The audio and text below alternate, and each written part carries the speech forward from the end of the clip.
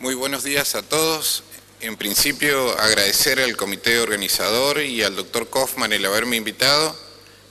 Intentarán ver si esta pregunta tiene una respuesta, y la respuesta es fácil, porque es el qué. Muchas veces es el cómo explicar esta respuesta, es el aspecto más importante. Ya en el 2005, en esta revista tan importante, Peter Burns presenta que aunque la mayor parte de la atención se ha centrado en el medicamento, en cómo vamos a controlarlo, se reconoce cada vez más que la entrega efectiva de estos medicamentos a los pulmones es tan importante como ellos. Hacemos un buen diagnóstico, elegimos una buena droga, pero si no está llegando, no la estamos utilizando adecuadamente al depósito pulmonar, como bien se ha explicado hasta antes, no estamos siendo efectivos. Y esto nos pasa a nosotros y también le pasa en esta revista tan prestigiosa, publicada en el 2013, un trabajo de Libia sobre 170 profesionales de la salud.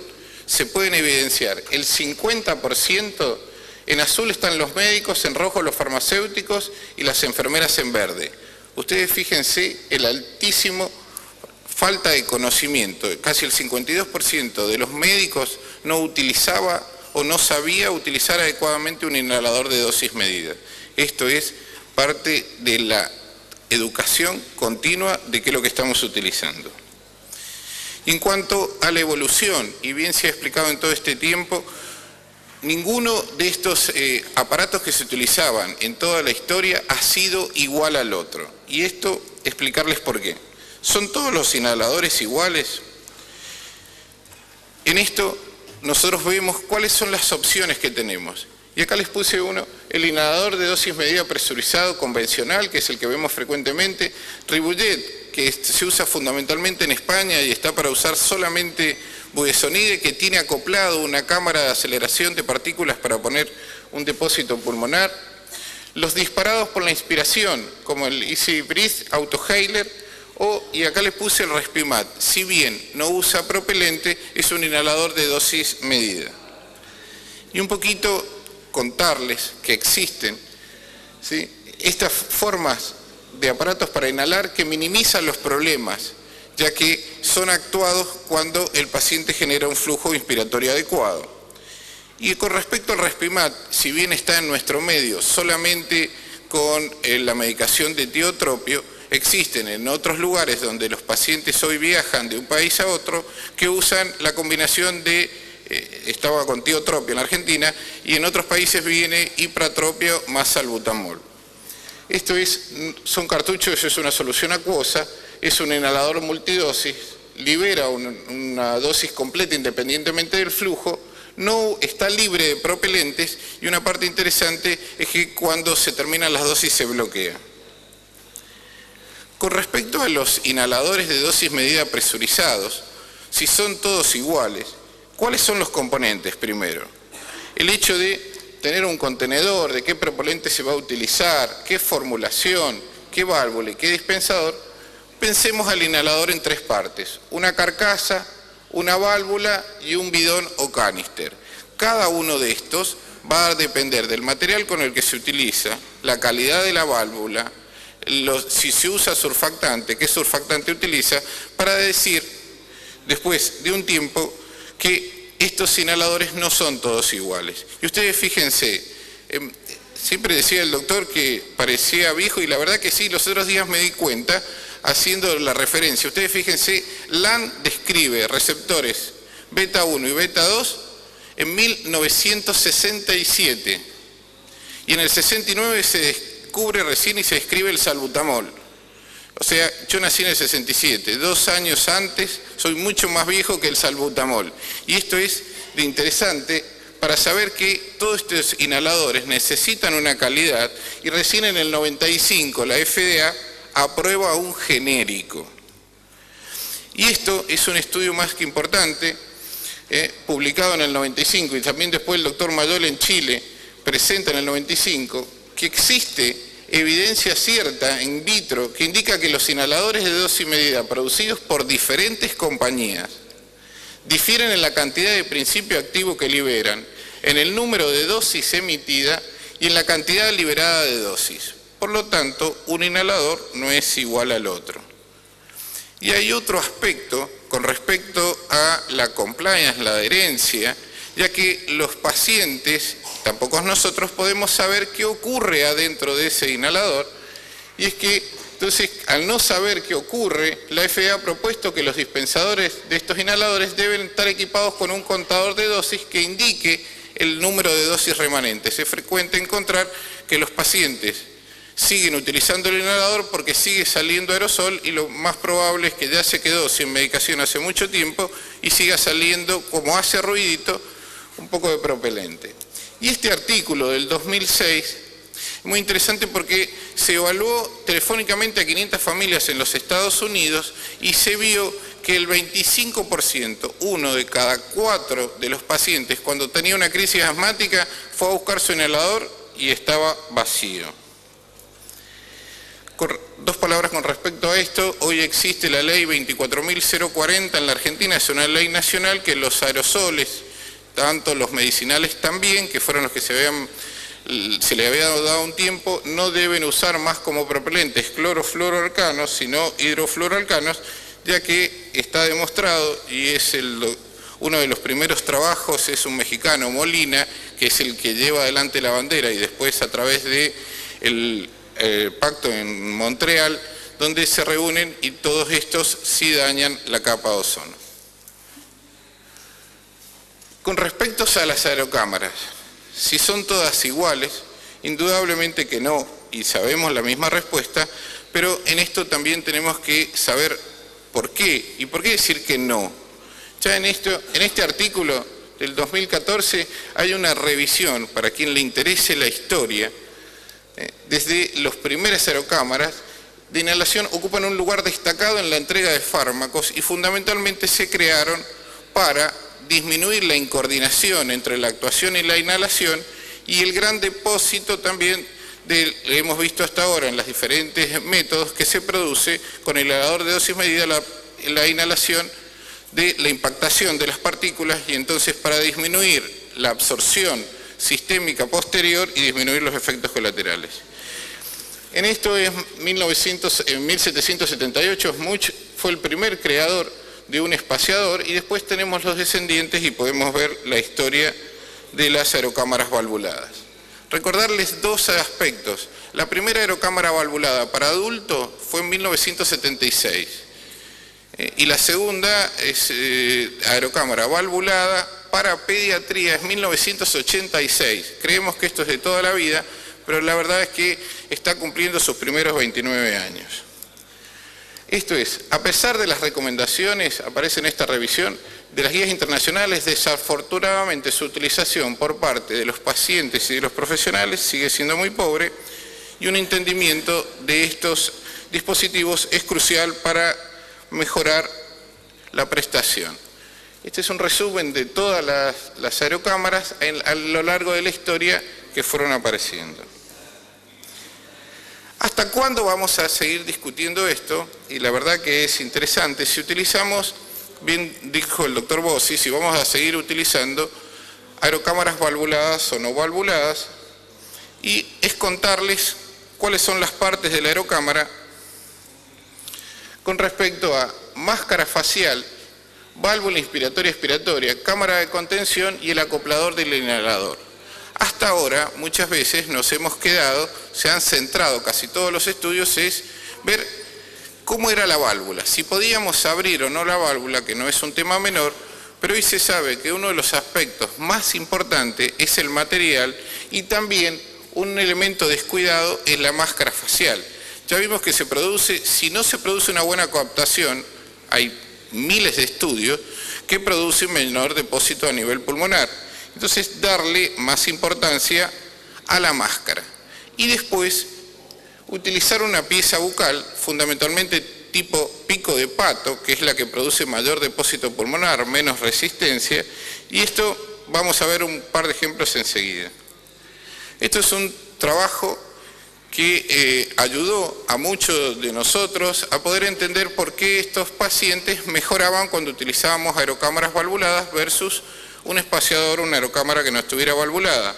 Sobre 34 pacientes, lo que se evaluó son chicos con asma de 6 a 16 años que tuvieran un volumen expiratorio forzado entre el 50 y el 79%.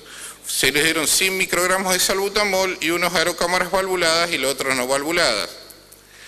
El resultado fue una diferencia significativa a razón de la aerocámara valvulada en el flujo expiratorio forzados y en los flujos medio forzados, siempre diferencia significativa a favor de la aerocámara valvulada. Esto fue en el 2006. En el 2009 aparece un trabajo de un colombiano, el doctor Martínez Rodríguez, donde ellos hacen un estudio similar y ellos no encuentran diferencias significativas. Este utilizó grupos paralelos, el otro utilizó grupos cruzados, pero hay un aspecto interesante: los pacientes del doctor Martínez Rodríguez utilizaban una técnica de volumen corriente, en cambio los del doctor Kaufman utilizaron esa inspiración máxima después de haber expirado a volumen residual, que se sabe que tiene mayor depósito pulmonar. Cámara facial o pieza bucal que hablábamos recién. En este trabajo muy interesante también, presentado ahora en finales del 2014, donde si el depósito, ¿qué pasaba si se marcaba con tecnesio 99 salbutamol entregado a través de un inhalador de dosis medida? ¿Qué pasaba si usábamos máscara facial o una pieza bucal?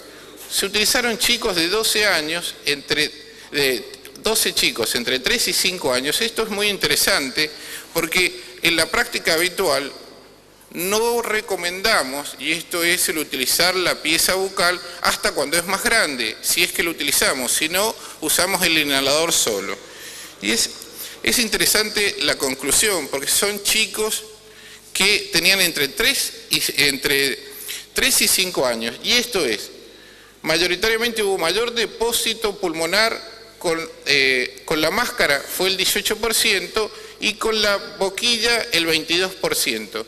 Pero el depósito en la cabeza y cuello fue mayor cuando utilizábamos máscara que cuando utilizábamos boquilla, 19 contra 10.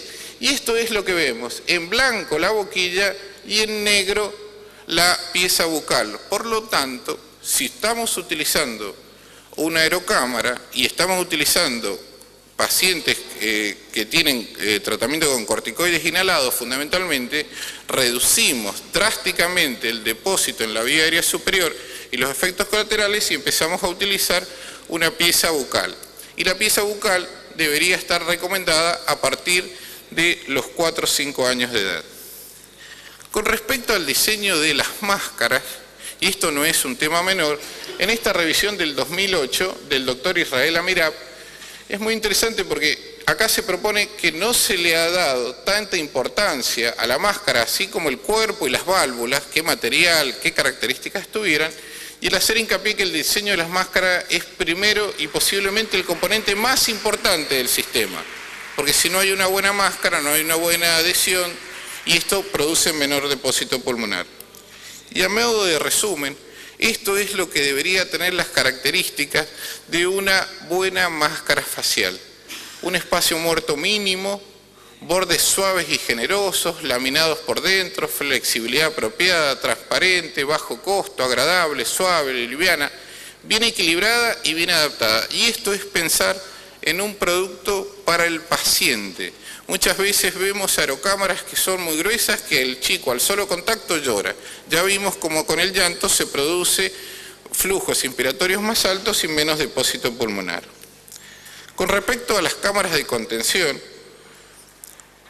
2 palabras, también publicado en el 2013, pero esto es un estudio para ver, hoy aparecen en el mercado cámaras con material antiestático, si son mejores las cámaras antiestáticas que las cámaras que no tienen este material antiestático, y en esto se demuestra entre esta es OptiChamber Diamond y esta es Aerochamber Z-Stat, que tienen material antiestático en su composición, producen un depósito similar a diferencia de la aerocámara de la Aerochamber Plus, que no tiene elementos antiestáticos, y en eso aparece menor depósito a nivel pulmonar.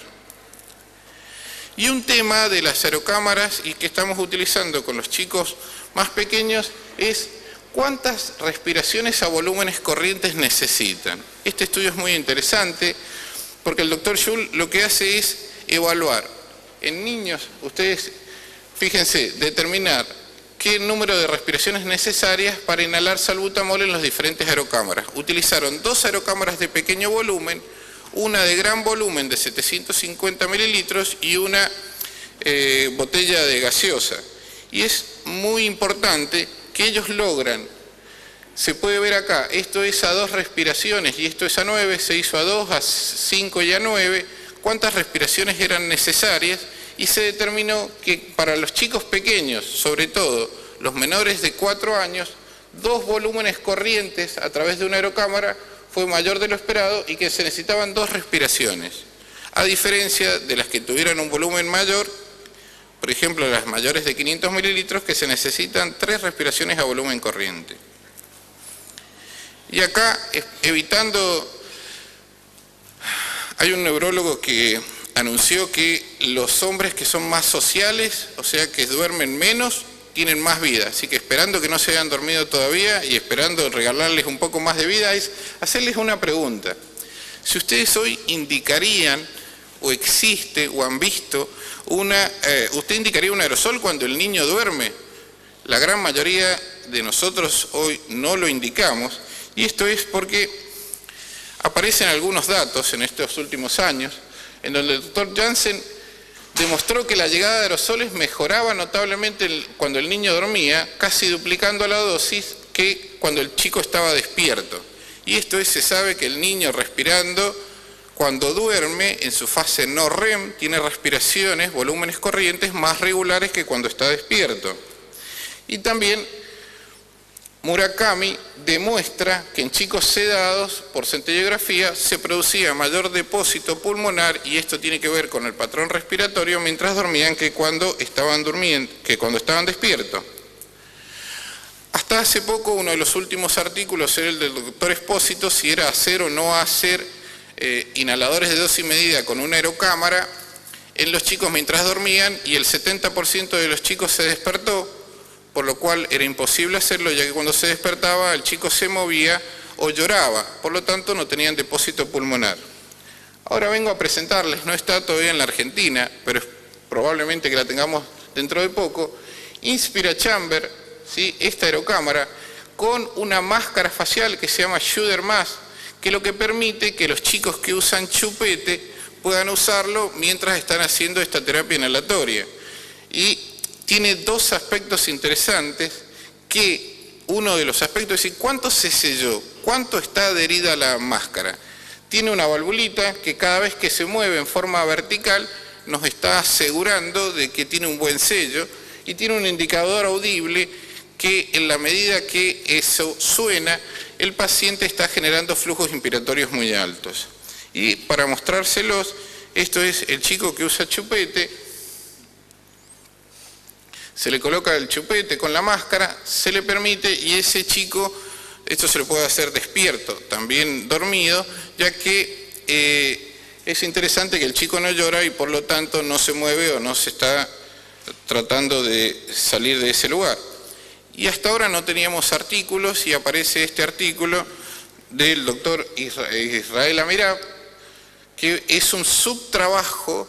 Ellos hicieron un trabajo de chupete muerte súbita. En este subtrabajo encontraron este subestudio que 13 bebés que dormían, que habían tenido sibilancias recurrentes los 2 meses previos, utilizaban regularmente chupete, era usar 2 horas por día de chupete, y eran menores de 12 meses de edad. Se utilizó un Respimat con justamente Respimat, Shudder Mask y una InspiraChamber, y los resultados son de los 10 chicos que completaron el estudio, todos tuvieron una buena tolerancia, o sea, ninguno se despertó. Y esto es lo que permite saber que era bien tolerado, buen éxito, y que se producía un buen depósito a nivel pulmonar. Estos son los resultados de todos los pacientes, por lo tanto, es augurioso para los próximos tiempos tener aerocámaras, ¿sí?, que también permitan que el chico no llore, y que lo podemos hacer los aerosoles mientras el chico duerme. Como conclusión, Utilizar un aerosol presurizado que se administra por medio de una aerocámara valvulada mejora los parámetros espirométricos. Se recomienda en lo posible que las aerocámaras se usen sin máscara facial, y esto es invitarlos a que a partir de los 4 o 5 años empiecen a usar pieza bucal, salvo en casos particulares o en niños menores de 4 años. Se ha demostrado in vivo como in vitro que lavar con detergente la aerocámara por lo menos una vez por semana va a disminuir esta carga electrostática y va a producir mayor depósito pulmonar, y saber que existen hoy aerocámaras que ya vienen con un material antiestático y que se produce mejor depósito pulmonar.